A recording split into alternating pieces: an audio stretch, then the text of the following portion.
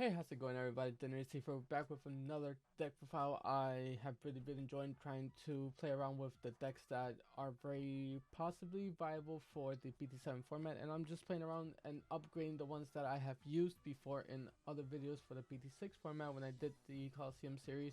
If you guys have not checked that out, make sure, if you guys wanted to pretty much see in better like a words, me play with myself a little bit, since I was playing two different decks at the same time, and the puns there somehow. But if you guys are enjoying the series, make sure are enjoying that series, or if you guys are enjoying the content that I have provided, make sure to leave a like and or a subscribe. It really does help out the channel. Let me know that you guys are enjoying the content that you guys are watching. But we're here to play one of my favorite, not play, we're here to show the deck profile of one of my favorite like archetypes in the game, which is the Commandramon. I have upgraded this for the BT7 format, and I'm going to show you guys right now in this like deck profile. I'll see you guys in a sec.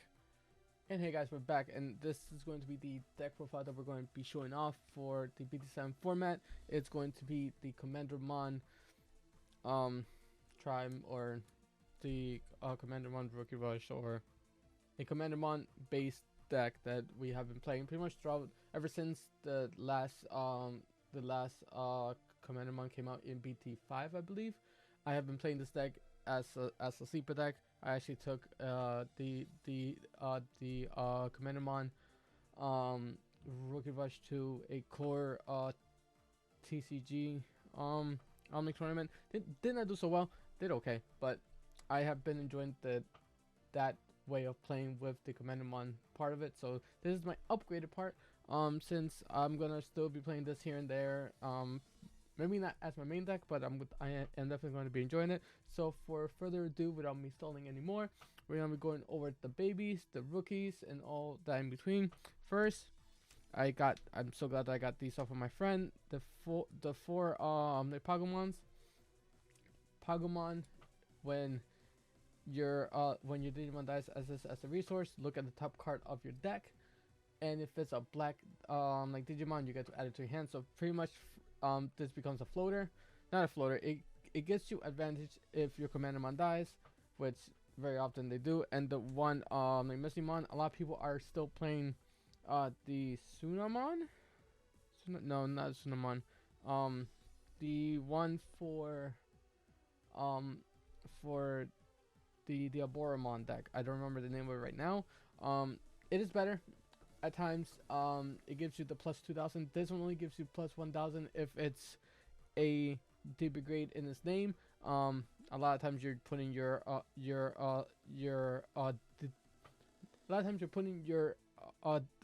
D-Brigades or your Commandramons on top of this. So either way, you still get the 1000 no matter what.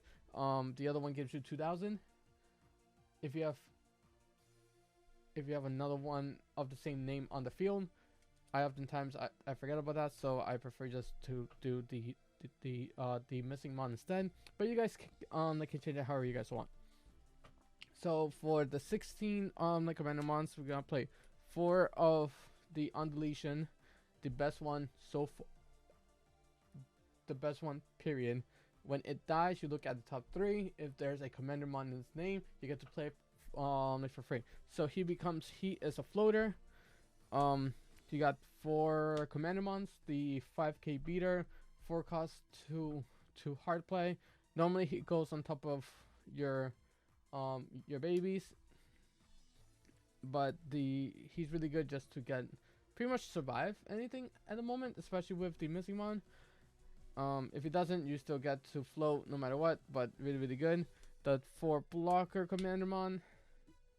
Blockers are not a big thing right now, especially with red green. They are running around a lot, unfortunately.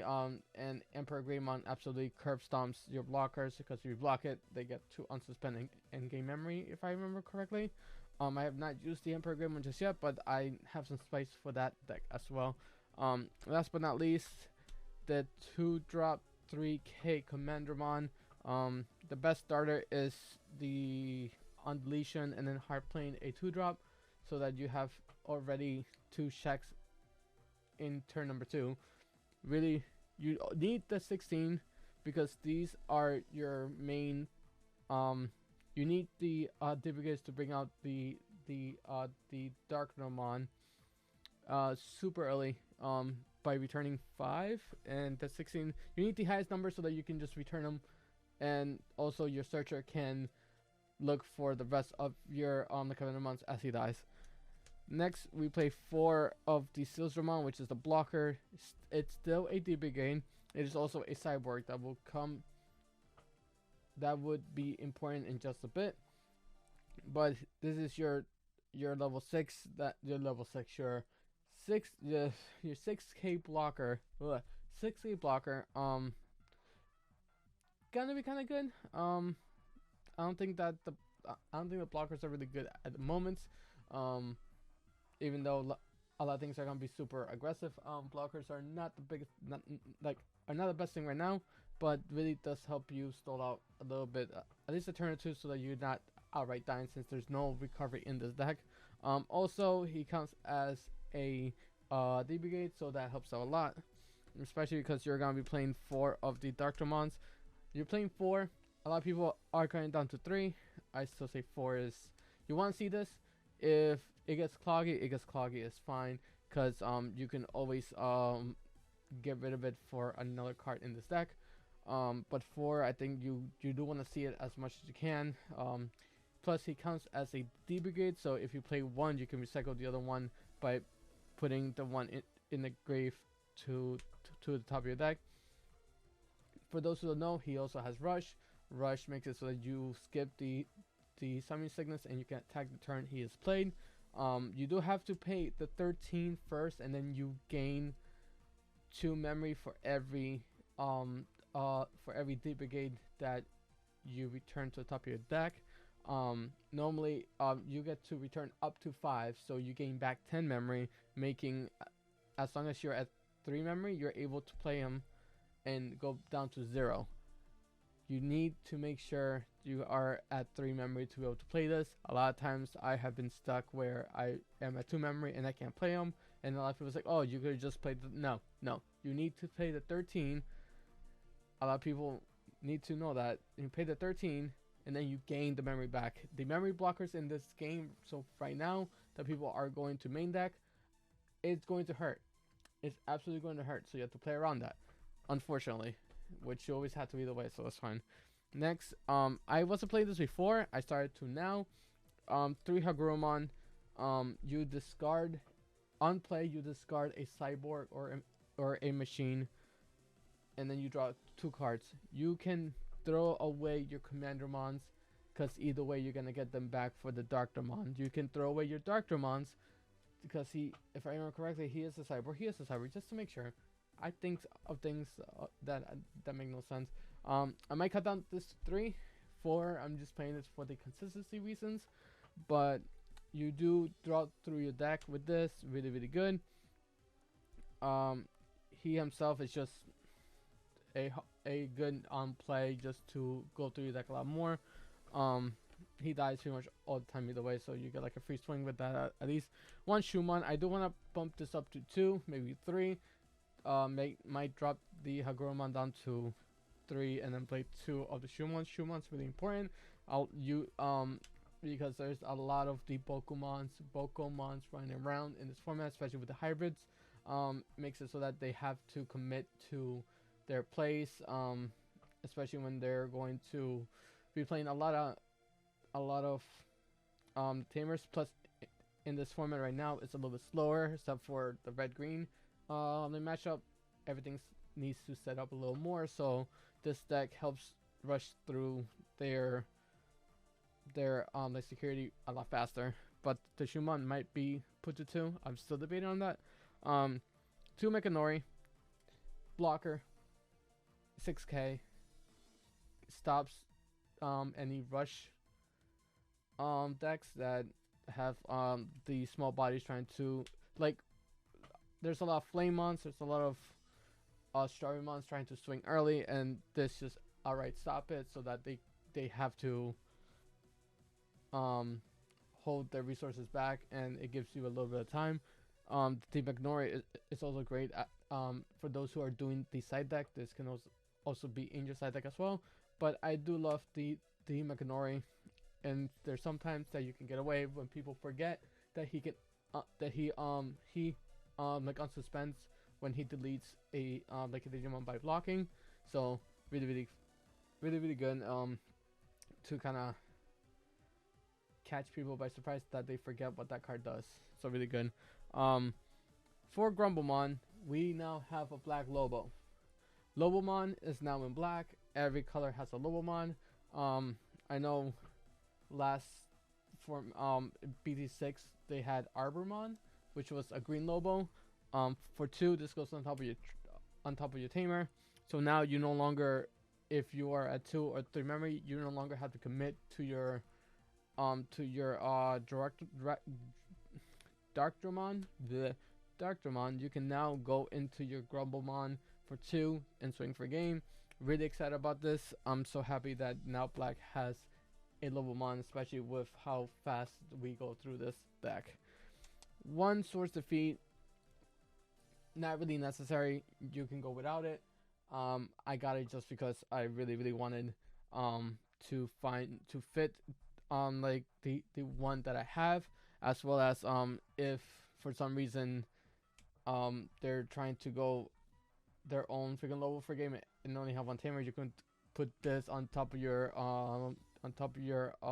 Darkdramon and delete their tamer. Pretty much the only thing. Plus, if he's in your security, he comes out.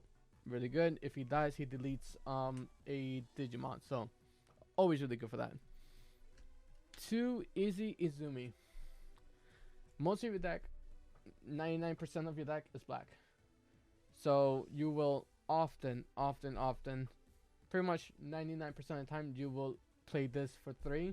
Or if they hit it off of the security, you gain 1 memory. So really slows down their plays. Plus he is your memory resetter. So you kind of need him. You play, I played 3 Easy, Sumi, and Joe Keto. Like Izzy and Joe, if your opponent has 2 or more like Digimon on the field, which oftentimes they will, especially with the Pokemon that's gonna stay on the field a lot.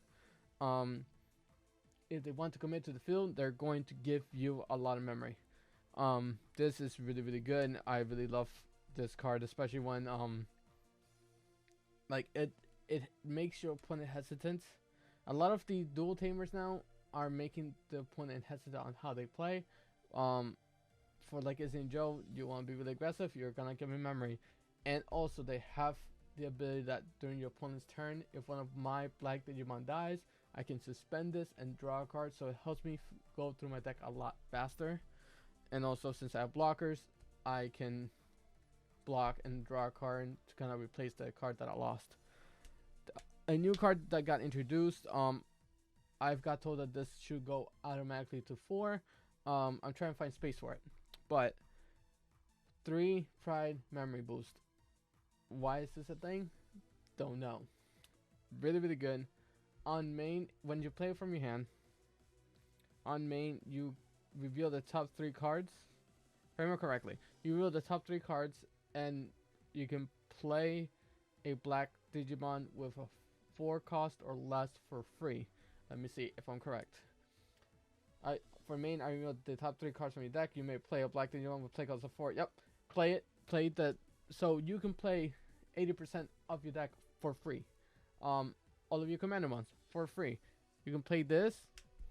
You reveal the top 3. Play a commander mon. You can play a freaking Mechanorimon. You can play a blocker. You can play your Shumon for free. And then later on, it does have like delay, and it lets you gain 2 memory, which is also really good. So it doesn't let you get starved. So now for the options. The options are your own opinion. You have the choice. I'm gonna say you have the option to use the option. You have the choice to pick however you want. I'm doing this kind of like I want to try everything out at once. So what I'm playing for the moment, for me, it's 2 your Waltz Swarmer. I don't know how to say it. A 7 cost.